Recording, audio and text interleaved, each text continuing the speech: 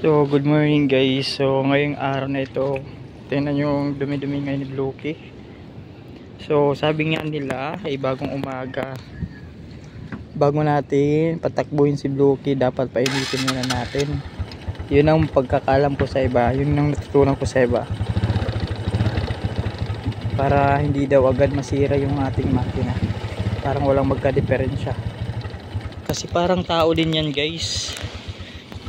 'Di ba, pag yung tao nagising sa umaga, hindi agad bumabangon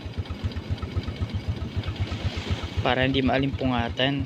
So ngayon nga guys, so mga maya guys, abangan natin, lilinisan natin si Blokey. Hindi pa siya nakakapag-travel ngayon guys.